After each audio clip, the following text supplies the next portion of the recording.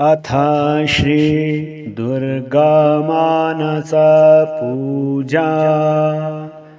उद्यच्चन्दन कुङ्कुमारुणपायो धाराभिराप्लाविताम्।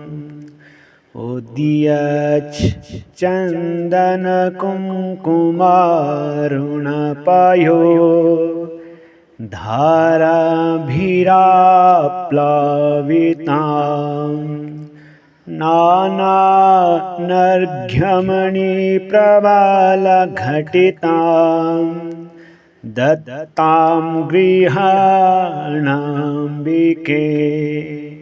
आमृष्टां सुरसुन्दरीभिरभितो हस्ताम्बुजैर्भक्तितो।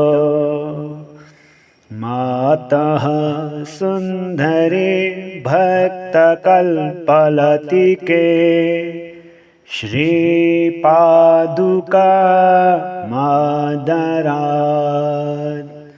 देवेन्द्राभिरर्चितं सुरगणैः राधाय सिंहासनम्। देवेन्द्राभिरर्चितं सुरगणैः राधाय सिंहासनम्। देवेन्द्रादिभिरर्चितं सुरगणैः राधाय सिंहासनम्। चञ्चत्काञ्चन सञ्चयाभिरचितं चारुप्रभाभास्वरम्। एतच्चम्पककेतकी परिमलं तैलं महानिर्मलम्। गन्धोद्वर्तनमादरेण तरुणी दत्तं गृहाणाम्बिके। पश्चाद्देवि गृहाणशम्भुगृहिणी श्रीसुन्दरी प्रायशो। पश्चाद्देवि गृहाणशम्भुगृहिणी श्रीसुन्दरी प्रायशो। गन्धद्रव्यसमूहनिर्भरतरं धात्रीफलं निर्मलम्। गन्धद्रव्यसमूहनिर्भरतरं धात्रीफलं निर्मलम्। तत्केशान् परिशोध्य कङ्कतिकया मन्दाकिनीस्रोतसी स्नात्वा प्रोज्ज्वलगन्धकं भवतु हे श्रीसुन्दरी त्वन्मुदे।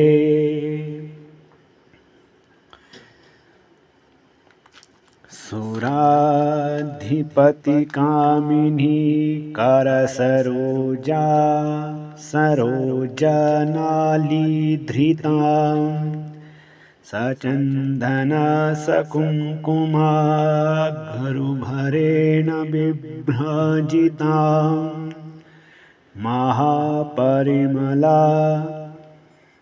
महापरिमलोज्ज्वलां सरसशुद्धकस्तूरिकां गृहाणवरदायिनी त्रिपुरसुन्दरी श्रीप्रदे।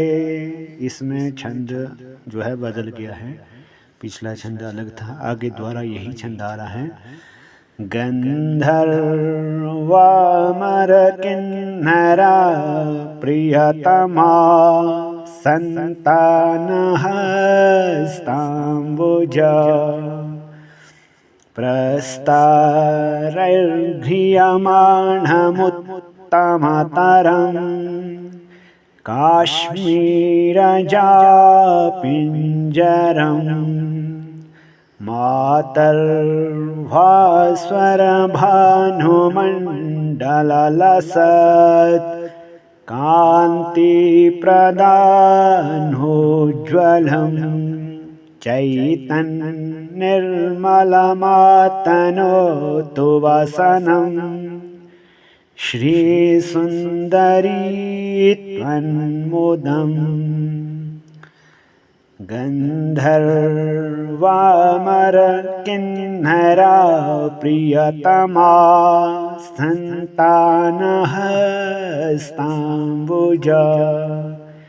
प्रस्तारैर्घ्रियमाणमुत्तमतरम् काश्मीरजापिञ्जरम्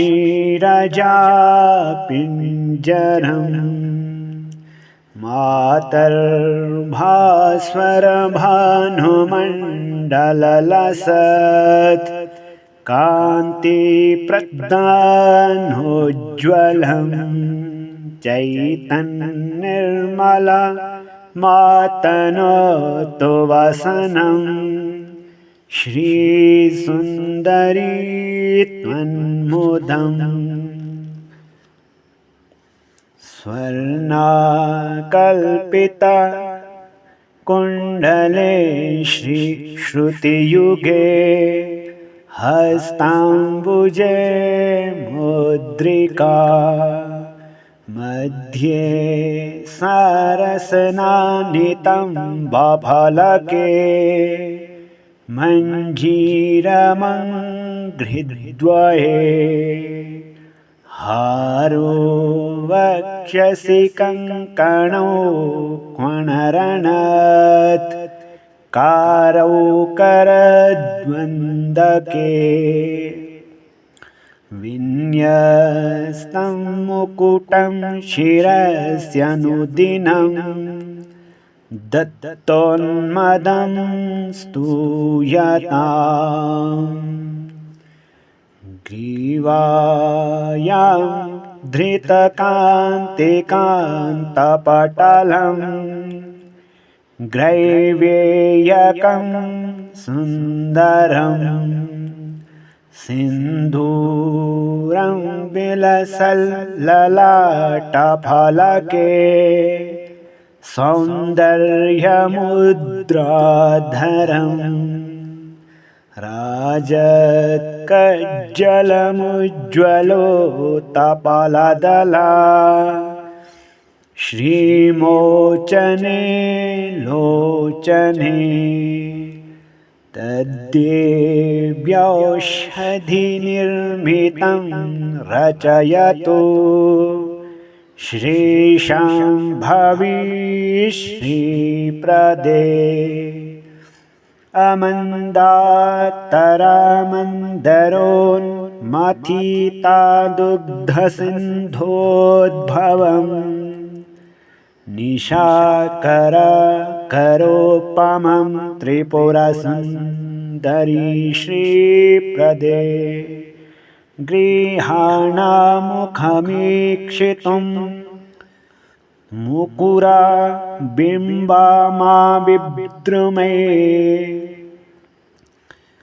गृहाणमुखमीक्षितं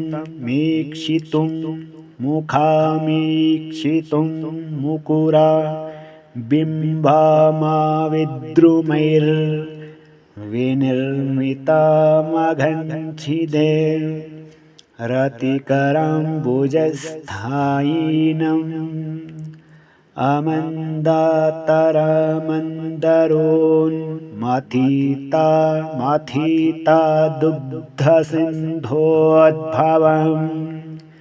निशाकरकरोपमं त्रिपुरसुन्दरी दर्शिप्रदे गृहाणमुखामीक्षितुं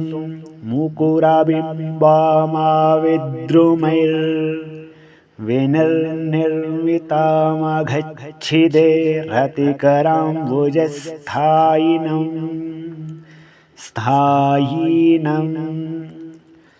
कस्तूरे द्रवचन्दना गुरुसुधा धाराभिराप्लावितं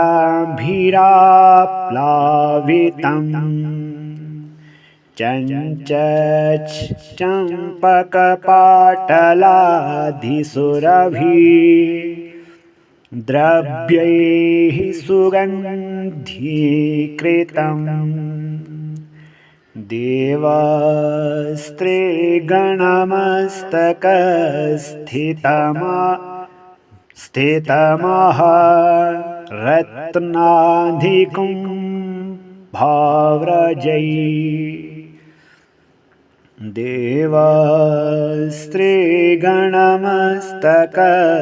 देवस्त्रीगणमस्तकस्थितमः रत्नाधिकं भाव्रजैः रम्भा शाम्भवी सम्भ्रमेणाभिमलं दत्तं गृहाणाम्बिके रम्भा शाम्भवी सम्भ्रमेणाभिमलं दत्तं गृहाणाम्बिके कह्लारोत्पलनाघके सरसरो जाख्यावली मालती मल्लिकैरवकेतकादिकुसुमैः रक्ताश्बम्मरादिभिः मल्लिकैरवकेतकादिकुसुमैः रक्ताशममारादिभिः पुष्पैर्माल्यभरेण वै सुरभिना नानारसस्रोतसा ताम्रां भोजनिवासिनीं भगवतीं श्रीचण्डिकां पूजये मांसी गुग्गुलचन्दना गुरुरजः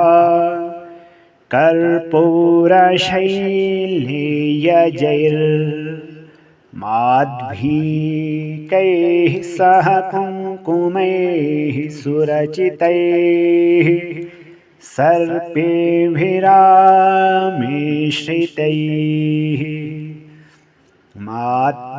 माध्वीकैः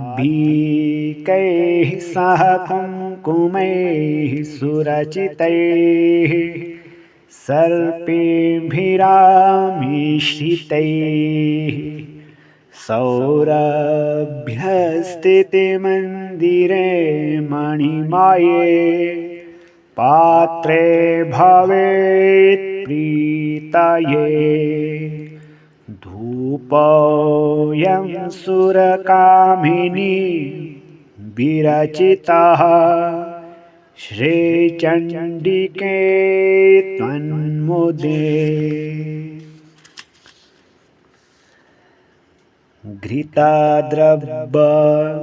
घृताद्रव परिस्फुरद् रुचिररत्नयष्ट्यान्वितो महातिमिरनाशनः सुरानितं विनिर्मितः सुवर्ण चषकस्थितः सघन् सघनसारस्वर्त्यान्वितास्तव त्रिपुरसुन्दरी स्फुरति देवी दीपौमुदे। यहाँ जो है छंद द्वारा बदल गया है। घृतद्रवा परिस्फुरद् रुचिरारत्न्याष्टान्वितो महातिमिरनाशनः सुरानितं विनिर्मितः सुवर्णचषकस्थितः सारवर्त्यान्वितस्तव त्रिपुरसुन्दरी स्फुरति देवी दीपौमुदे। यहाँ द्वारा से वही छंद आ गया। जाति सौरभनिर्भरं रुचिकरं शाल्योदनं निर्मलं युक्तं हिङ्गुमरीचजीरसुरभिद्रव्यान्वितैर्व्यञ्जनैः जाति सौरभनिर्भरं रुचिकरं शाल्योदनं निर्मलं युक्तं हिङ्गुमरीचजीरसुरभिद्रव्यान्वितैर्व्यञ्जनैः पक्वान्नेन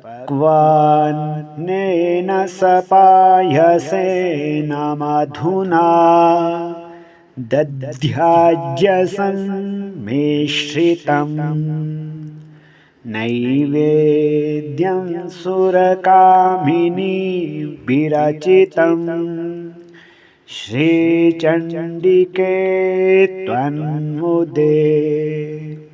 यहाँ द्वारा छंद बदल गया। लवङ्गाकलिकोज्ज्वलं बहुलनागवल्लीदलं सजातिफलकोमलं सघनसारपूगे फलं सुधामधुरिमाकुलं रुचिररत्नपात्रस्थितं गृहाणमुखपङ्कजे स्फुरितामम्बताम्बूलकम् सुधामधुरिमाकुलं रुचिररत्नपात्रस्थितं गृहाणमुखपङ्कजे स्फुरितामम्बताम्बूलकम् शरत्प्रभवचन्द्रमः स्फुरितचन्द्रिका सुन्दरं गलत्सुरातरङ्गिनी ललितमौक्तिकाडम्बरं गृहाणनवकाञ्चन प्रभवदण्डखण्डोज्ज्वलम् महात्रिपुरसुन्दरी प्रकटमातपत्रं महत् शरत्प्रभवचन्द्रमः स्फुरितचन्द्रिका सुन्दरं गलत्सुरातरङ्गिनी ललितमौक्तिकाडम्बरं मौक्तिकाडम्बरं डम्बरं गलत्सुरतरङ्गिनी ललितमौक्तिकाडम्बरं गृहाणनवकाञ्चन प्रभवदण्डखण्डोज्ज्वलं महात्रिपुरसुन्दरी प्रगटमातपत्रं महत् मातस्त्वनमुदमातनोतु सुभगस्त्रीभिः सदा नन्दोलितम् शुभ्रं चामरमिन्दुकुन्दसदृशं प्रस्वेददुःखापाहं मातस्त्वनमुदमातनोतु सुभगस्त्रीभिः सदान्दोलितम् शुभ्रं चामरमिन्दुकुन्दसदृशं शुभ्रं चामरमिन्दुकुन्दसदृशं प्रस्वेददुःखापाहं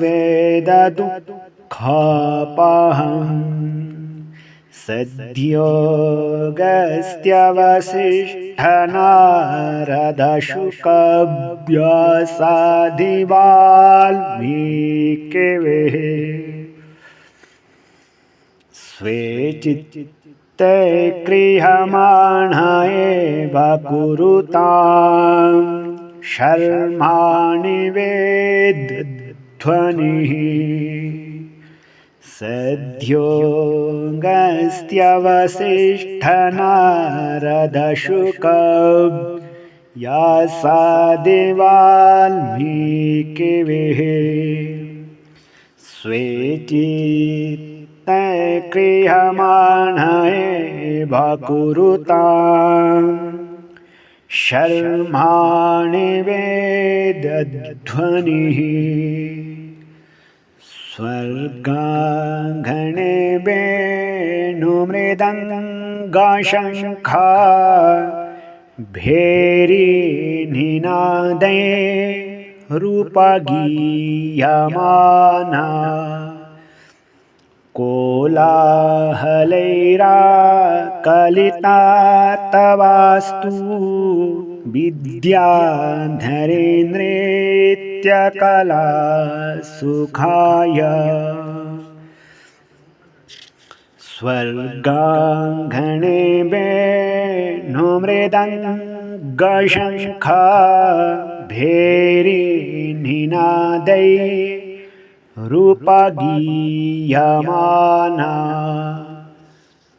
कोलाहलैराकलिता तवास्तु विद्याधरेन्द्रेत्यकला सुखाय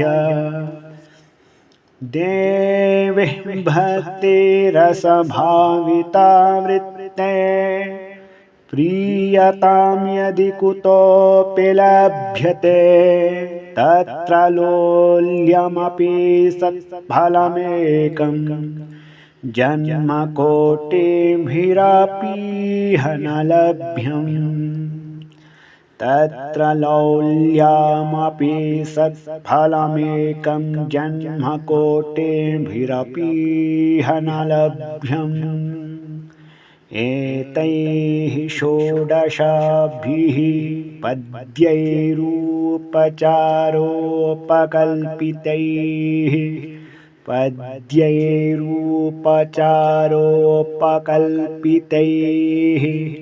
याः परं देवतां स्तौति स तेषां फलमाप्नुयात्।